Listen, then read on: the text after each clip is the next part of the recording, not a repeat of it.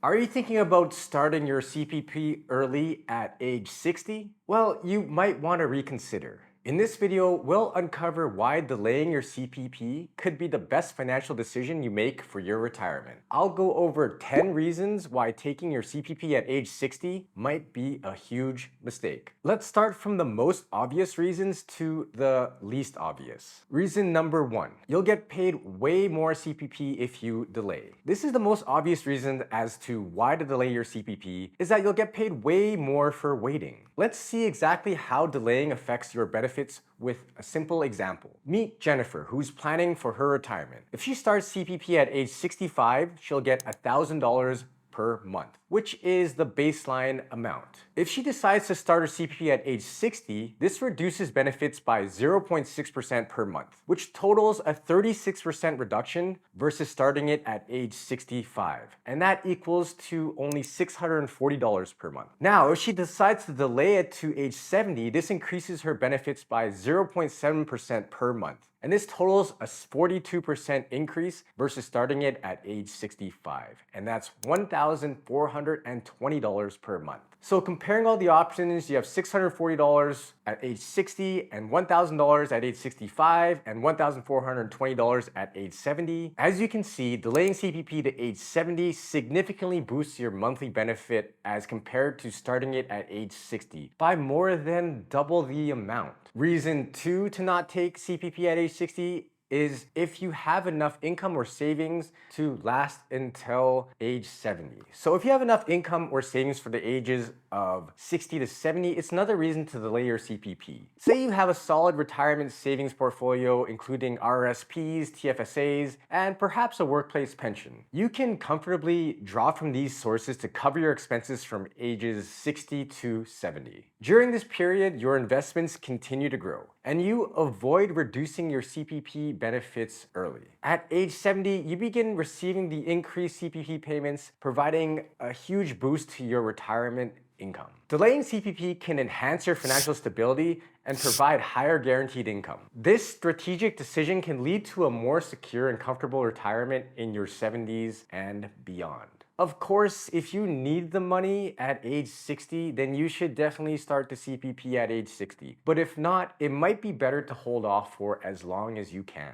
The third reason to not take CPP at age 60 is if you're in great health. If you're approaching retirement and you're in great health, it could be a great choice for you to delay your CPP past 60. Life expectancy is much higher these days than most people realize. A 60-year-old in Canada today is expected to live to about 85 years old. Remember, if you start CPP at 60, you're locking in a lower monthly amount for life. If you live longer than average, you might find that the reduced income isn't enough to cover your needs as you get older. By delaying CPP, you hedge against the risk of outliving your other retirement savings. The beauty about the CPP is that once you start it, it lasts for the rest of your life. So if you live well into your 80s and 90s, it is well worth it to delay. I've done the calculations in the past before, and the point for where you will be earning more money from CPP by delaying from ages 65 to 70 is at around 81 or 82 years of age. So if you think you'll be living past that, or even well into your 90s, delaying your CPP could be an excellent choice for you. The next reason to not take CPP at age 60 is if you're worried about inflation in retirement. As you must know, inflation in Canada has been extremely high for the past few years. From restaurant and grocery prices to rent and housing, everything seems to be getting way more expensive. If you're worried about inflation in the future, the great thing about the CPP is that it's indexed to inflation to keep up with the cost of living. This means that your CPP payouts will increase to keep pace with years of high inflation.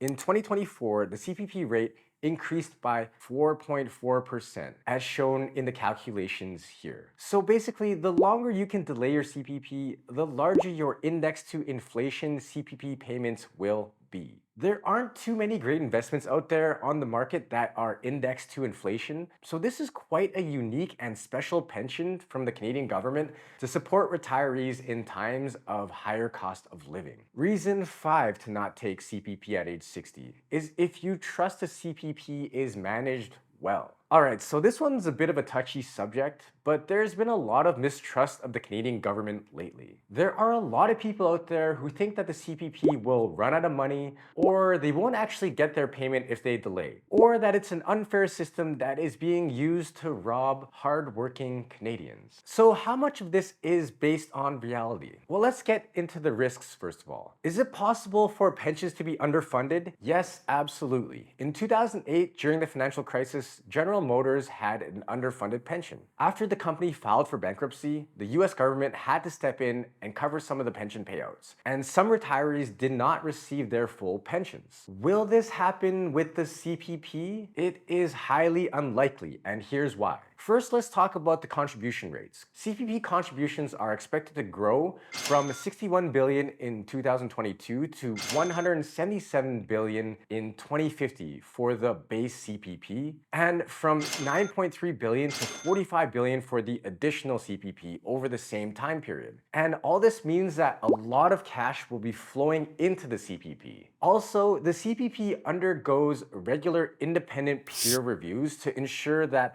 the actuarial methods and assumptions are sound. And it determined in the latest report that the CPP had enough to be financially sustainable for at least the next 75 years, so well past mine and maybe even your children's lifetime. This all means that the CPP is well funded and is at very low risk of being underfunded. Finally, the CPP has delivered pretty decent investment returns over the long term. According to the 2023 annual report, the CPP's investment portfolio achieved a 10-year annualized net real return of 7.4%, which isn't bad. Alright, before moving on to the next part of this list, if you're finding this video helpful, hit that like and subscribe button to our channel for more tips on maximizing your retirement benefits. Alright, so the next reason to not take CPP at age 60 is if you're not worried about the OAS clawback. Your old age security, otherwise known as OAS payments, can be quite large in retirement. You can get up to $784 per month of OAS payments. But the OAS is different than CPP because if you make too much income, you will be subject to clawbacks, meaning the government will not pay you out the entire amount, or perhaps even any amount at all if you are making too much money. The OAS clawback will start if you earn more than $90,997 as of the latest figures.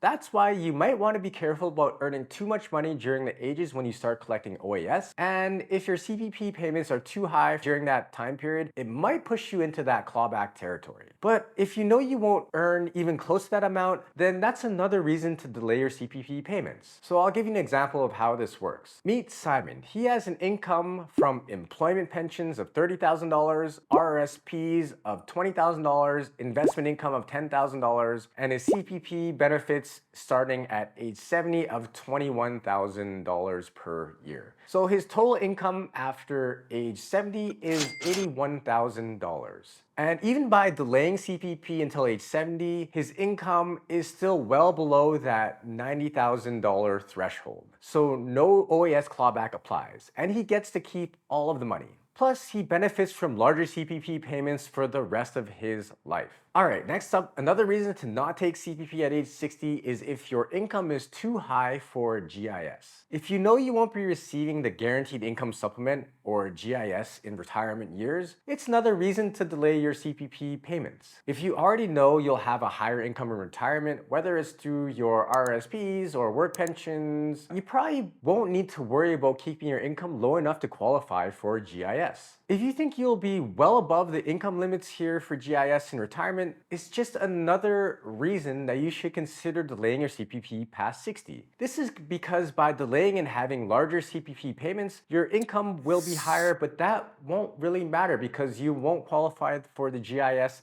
anyways. Alright, reason 8 to not take CPP at age 60 is for RRSP tax planning. There are reasons where you might want to draw down your RRSP quicker in retirement, such as you want to minimize RRSP taxes upon your death to leave more money for your estate. If you come into a situation where you want to draw down your RRSP quicker than you thought during ages 60 to 70, then you might want to consider delaying your CPP until age 70 since you won't need the income. Here's a simplified example. Say you're between the ages of 60 to 70 and you have annual living expenses of $40,000. Well, say you use your RSP withdrawals and you take out $40,000 per year to cover that. For the next 10 years, you'll withdraw $40,000 annually from your RSP to cover your living expenses. This reduces your RSP balance, but ensures that you have enough income to maintain your lifestyle. Then at age 70, your CPP kicks in and your annual CPP benefits are $21,000. You'll need an additional income of $19,000 to cover the $40,000 in annual expenses. So you can see in this example, when you turn 70, you start receiving your enhanced CPP benefits of $21,000 and you'll only need an additional $19,000 annually to meet your living expenses, which you can draw from other sources like any remaining RRSP or work pensions or your TFSA, and you'll have to pay less taxes upon death,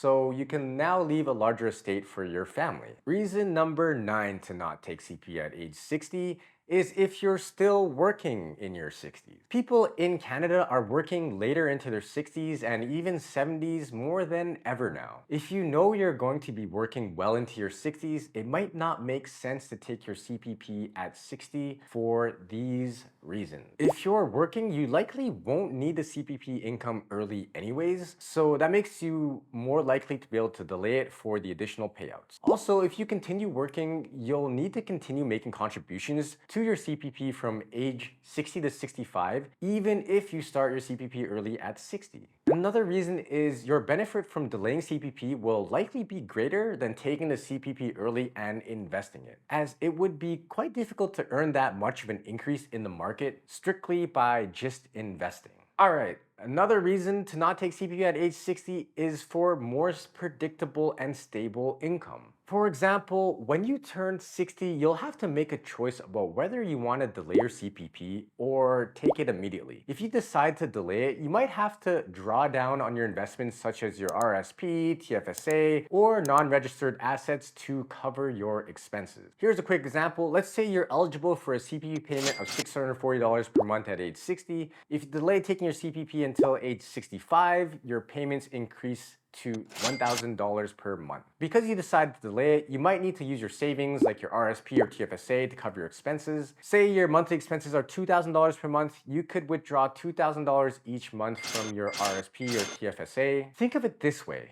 By using your savings earlier and delaying your CPP, you're trading uncertain investment returns for a guaranteed increase in your CPP payments. So instead of relying on potentially fluctuating investment returns because you never know exactly how well your investments will do, you're securing a higher inflation-adjusted CPP payment of $1,000 per month for the rest of your life starting at age 65.